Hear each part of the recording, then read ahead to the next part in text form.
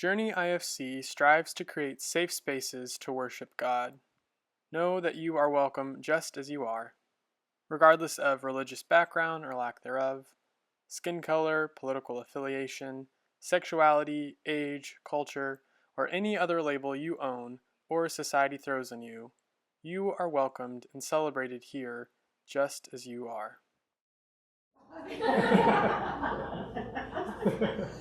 Perfect beginning. Okay, centering breath and reading.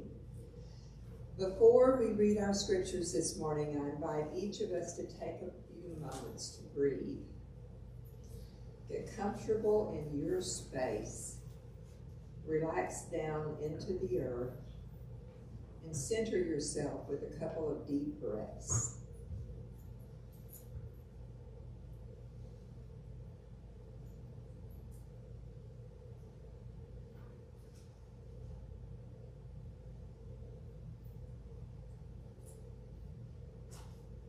And now let us take one breath together, releasing all the air that's in your lungs, breathing in and out.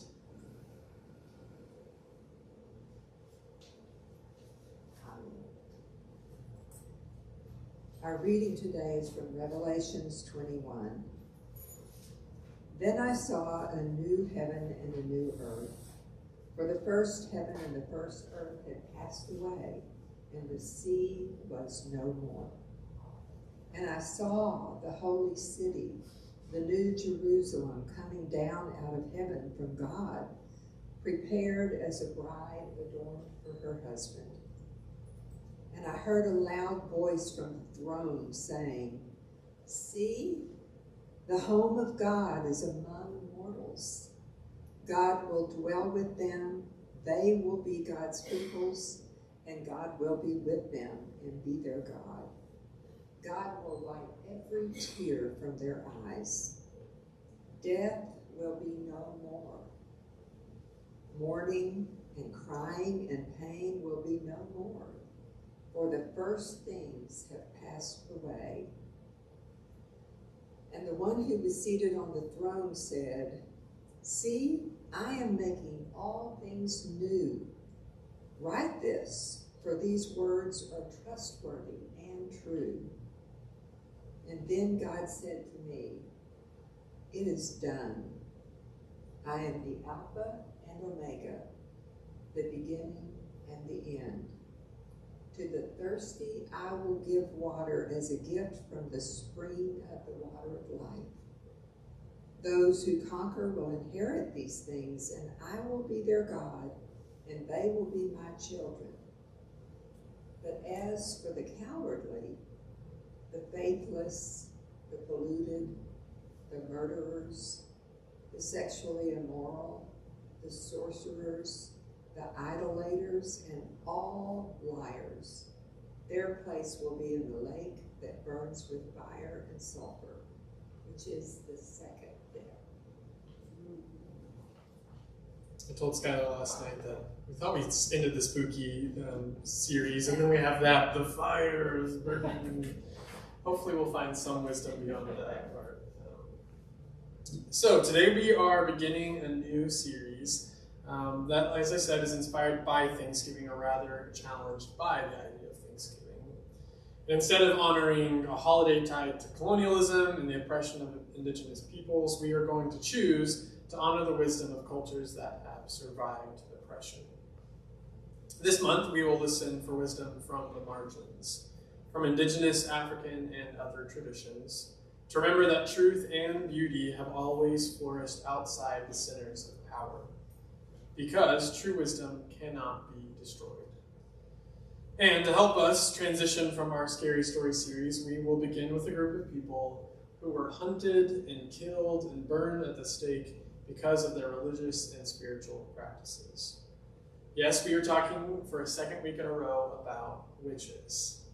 Last week we talked about a particular witch from 1 Samuel, the witch of Endor, but this week we are going to be honoring a whole range of traditions falling under the category of witchcraft. And I have to say that pretty loosely because there is a very wide range of traditions that use that. And the hope here is to lift up the wisdom of witches while not making some blanket statement about all witches being a certain way. I am not a witch, personally, so my research into this is from an outsider's perspective, so I will admit that.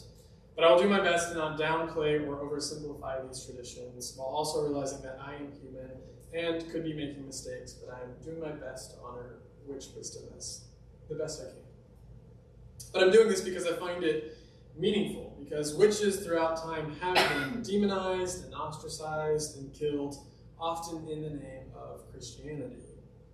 In fact, readings like the one that we just had read by Nathalie have been used to justify the murder of witches historically, and even in modern times throughout the world in recent years. So today we're going to learn a bit about witch wisdom and see how it can empower our faith lives and the traditions that we hold ourselves, while also challenging particular Christian interpretations of scriptures like the book of Revelation. When we think of witches, most of us may have an immediate picture come to mind with like the green skin and the pointy hats, the cackling laughter, and the big cauldrons that are bubbling. And we got to say thank you, Hollywood, for that. They kind of did that for us. But in real life, the witches that we're talking about were often women, sometimes others, who refused to conform, who listened and healed and resisted and created outside the systems that tried to control and contain them. Some early practitioners of witchcraft were rooted in pagan and Celtic practices that included honoring the moon cycle and the seasons of the year and living in tune with nature. Some used magic spells, as they called them, and called upon spirits to help bring about change in the world. Many were simply natural healers or so-called wise women who were deeply misunderstood. Their pagan practices did not fit the Christian model and were thus persecuted. Women tapping into their own abilities, chanting, dancing, healing with herbs, choosing power over patriarchal systems. These women were dangerous not because they would hex someone, but because, in a sense, they were ungovernable and self-sufficient. But in the 1400s, a book was written that considered witchcraft to be the work of the devil, and it officially named it as a heresy, meaning that it was at odds with Christian doctrine. And this was grounds for justifying the brutal murder of women who were or were just simply suspected of practicing witchcraft.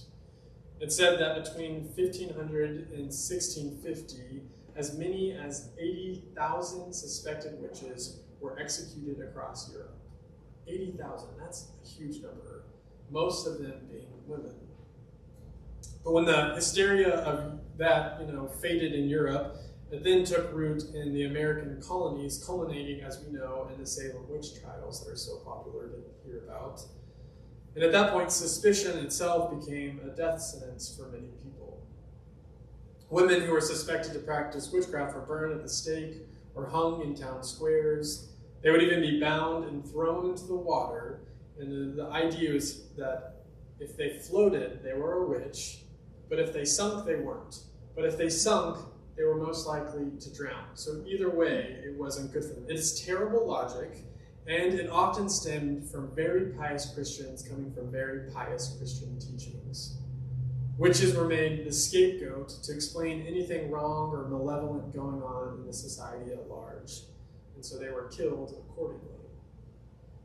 But witchcraft as a whole is not killed off.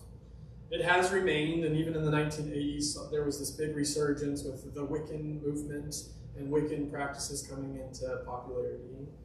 In even more recent years, witchcraft has become more common with feminists and really anyone who's trying to reclaim the divine feminine in the world and challenge patriarchal systems and religions like Christianity. Even here at Journey, I know we have several people who consider themselves to be like self-professed witchy women who practice various forms of witchcraft in various small ways. Some witches use spells or tarot cards. Some use crystals and incense. We have crystals and incense up here right now. It's a wide-ranging tradition. It's hard to just simplify it down, but they all stem from various places around the world.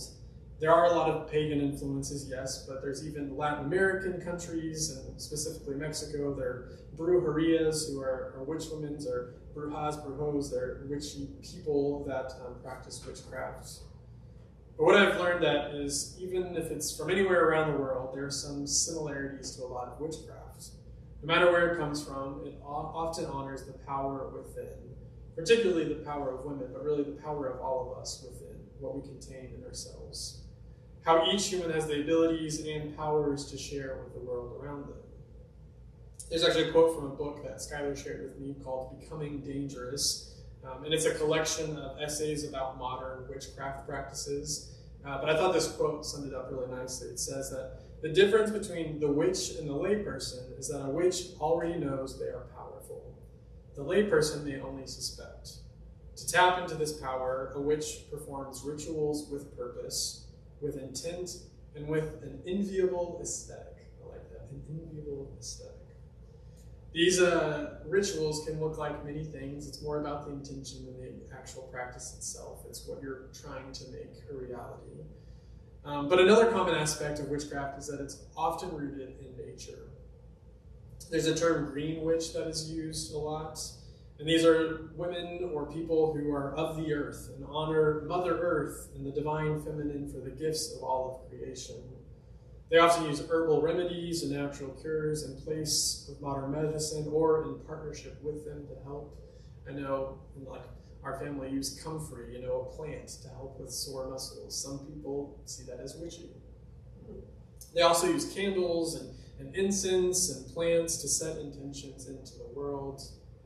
Witches are also closely connected with the moon phases and the seasons of the year.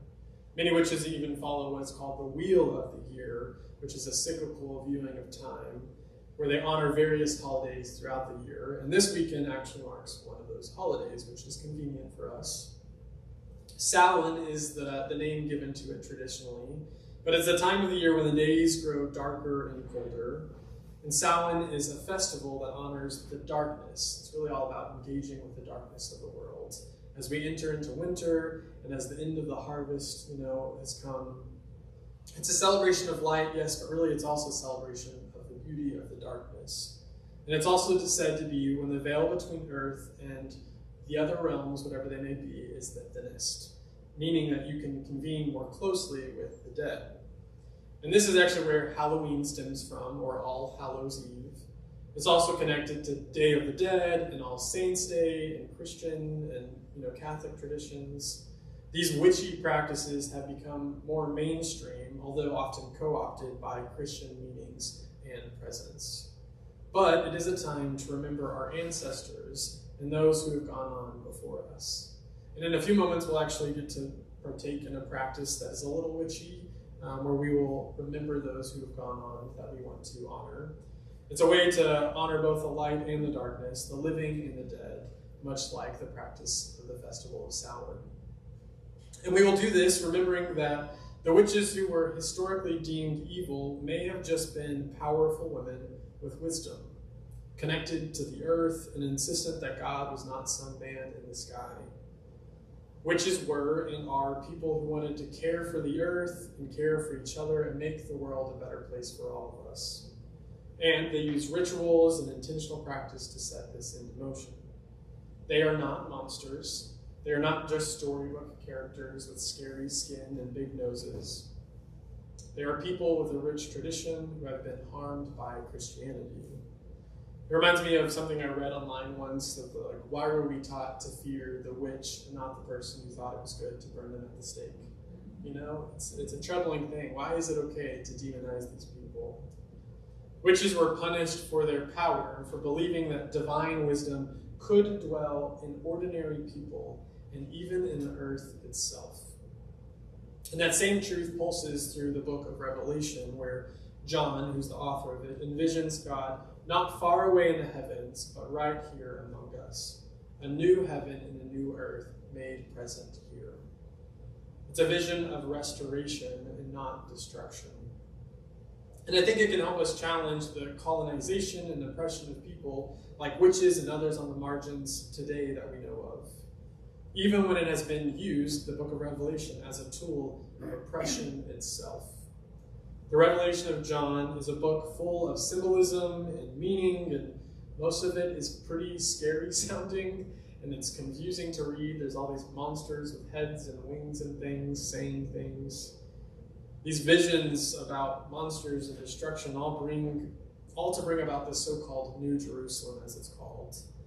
It is a prophetic and apocalyptic vision describing the coming of a new age, when, as it says, there will be no more weeping, no more death, no more suffering or pain.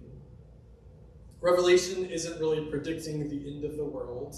It's actually protesting the powers that destroy the world. It's a call to imagine something new. And although many Christians have used Revelation to predict the end of the world, even recently people are like, this is the end times, it proves it with this book. It's not really doing that. It's more coded language to try to protest the empire. In theory, it's a beautiful vision that looks like the earth, but without all of these harmful structures we've created.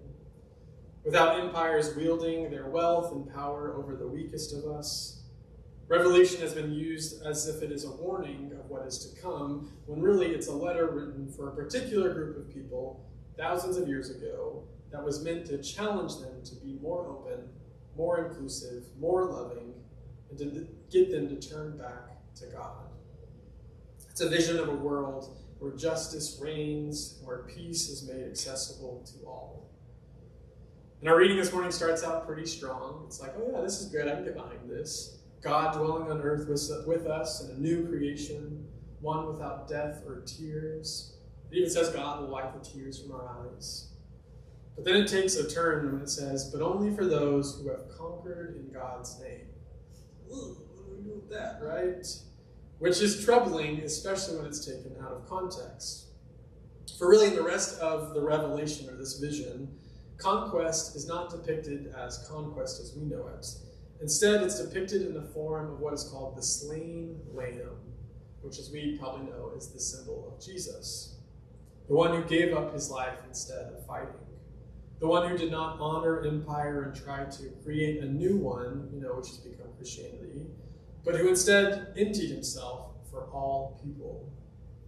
This is the conquering in the book of Revelation. It is giving up one's life for another, even to an enemy. And the hope of this revelation was to get people to return to God, to repent and to come home, to leave behind their harmful practices, not to inflict more harm on others.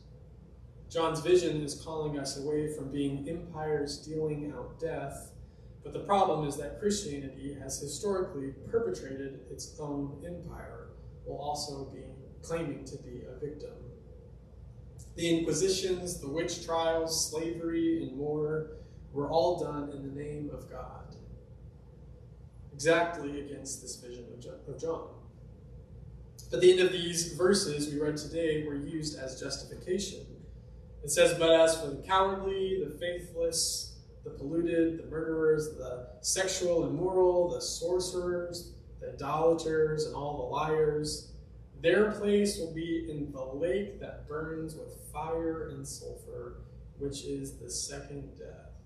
Yikes. That's how I feel about that. And yet, I get it.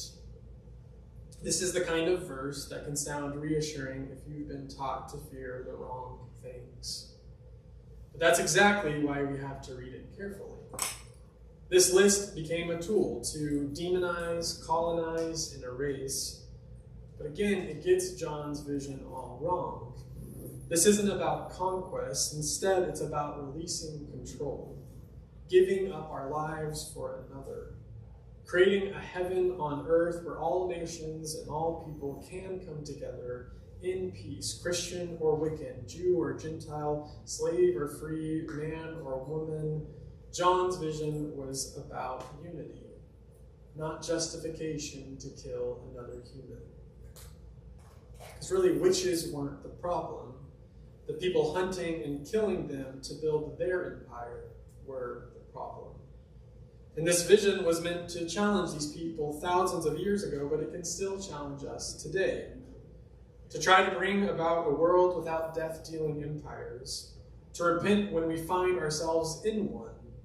It's a reminder that the true monsters of our world are not wise women, but societies and nations that justify killing and hatred over love and justice and peace, especially in the name of God. So today, we're going to be a little heretical.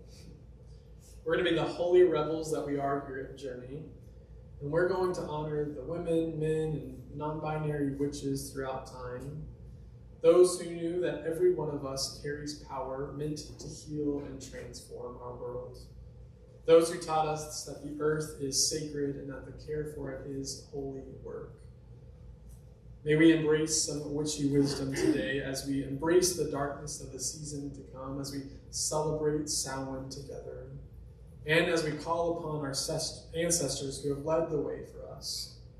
And may we remember this revelation of John's that teaches us that bringing heaven to earth will not be done through domination or through degradation of another, but through mutual care, respect, and dignity. May we find wisdom in the places that the world has feared. And may that wisdom help bring about this new heaven and this new earth, where there is no more weeping or pain for any of us.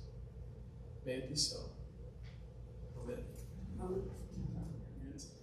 We're going now to turn into our response to this, which will be our Samhain-like activity again.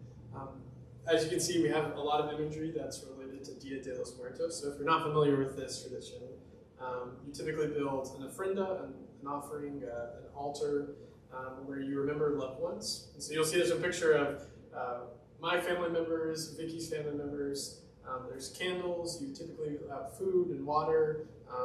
You leave out these flowers. The marigolds are supposed to have a very fragrant smell. So they lure spirits in, is what they say. You have 2 layers because it's heaven and earth.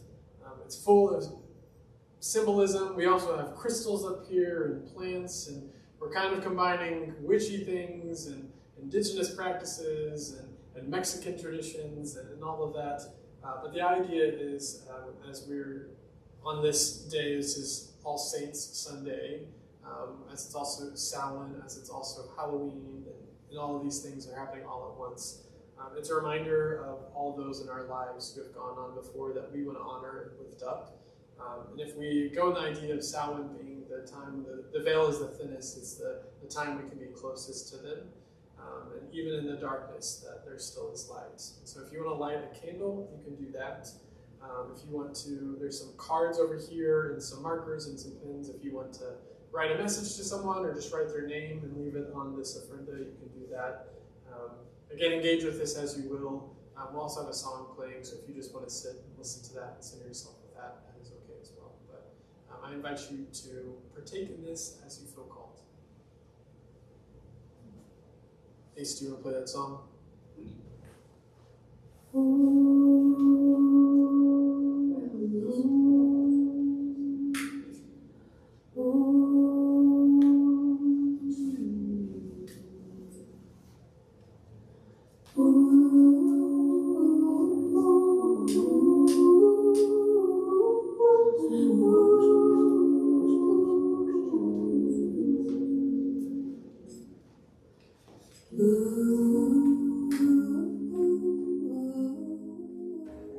Go in peace, being a light in the darkness, be friends with witches, be open to things that are different and new and scary, and take a little bit of this journey love with you. Go in peace. Amen.